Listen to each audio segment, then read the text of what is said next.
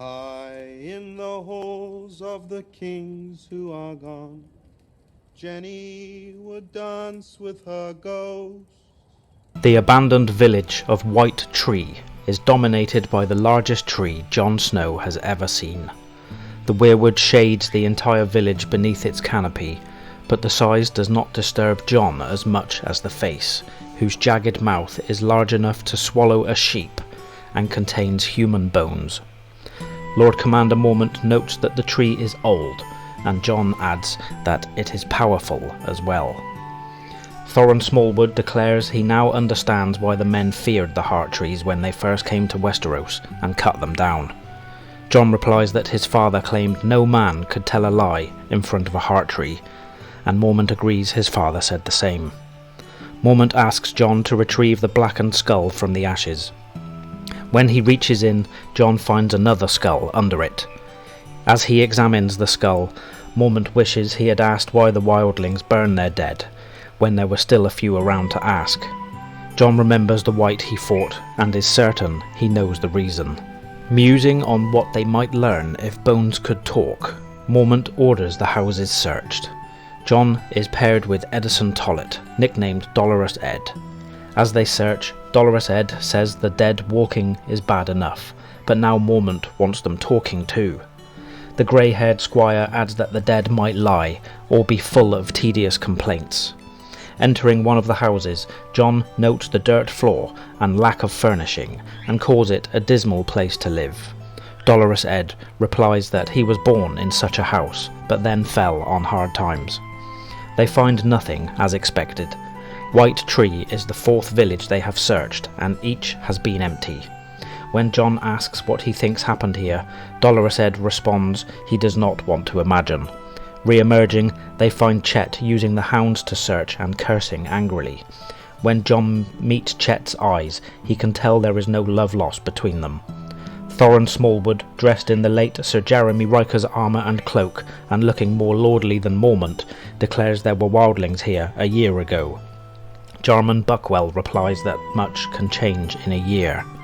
Sir Malador Locke opines that fewer wildlings means fewer worries. Then Bedwick, a 5-foot ranger known as Giant, descends from the giant tree to report a lake to the north and low hill to the west. With 3 hours of daylight left, Mormont decides to head for the lake to make camp. After writing a report to Maester Aemon, the Lord Commander sends Jon to find Samwell Tarly to send the message. Jarman Buckwell's scout rides out first, followed by Thorin Smallwood's vanguard, Mormont's main force, the baggage train under Sir Malador Locke, and finally the rear guard under Sir Ottin Withers, a total of 200 men and 300 horses. As he rides, Jon exercises his scarred fingers to keep his sword hand from growing stiff and clumsy. He is likely to need his sword hand beyond the wall, especially now. The Black brothers left Castle Black in good spirits, but the silence of the wood unnerved them all. Not only have the wildlings disappeared, but the game as well. Even the veteran rangers agree the haunted forest has never seemed so haunted.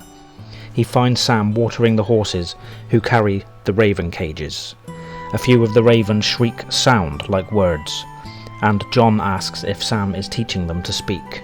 Sam gets 3 of them to say snow, and Jon comments that one bird croaking his name was enough.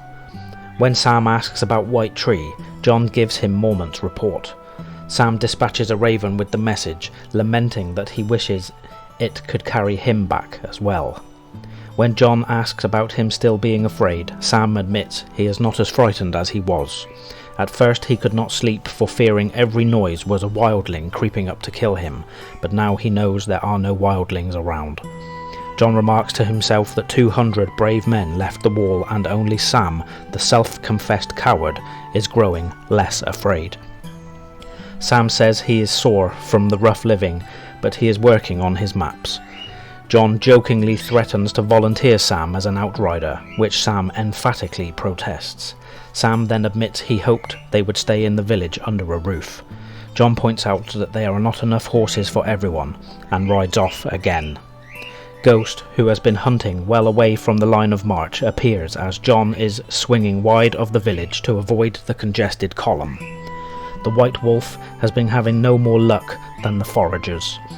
Jon remembers telling Tywin that their numbers were probably frightening away the game, but Tywin only agreed the game was being frightened by something. When Jon rejoins Mormont, he mentions that Sam is teaching the ravens to talk. Mormont snorts that he will regret that, as they make a lot of noise but say nothing worth hearing. They ride in silence for a while before Jon comments on what his uncle Benjen would have made of those empty villages. Mormont continues Jon's thought that Benjen would have pushed on to find out why, and perhaps someone or something did not want that known. Mormont declares that when Corran Halfhand joins them, they will be 300 men, and not so easy for an enemy to deal with. He promises Jon that they will find them, but Jon wonders if they will be found instead.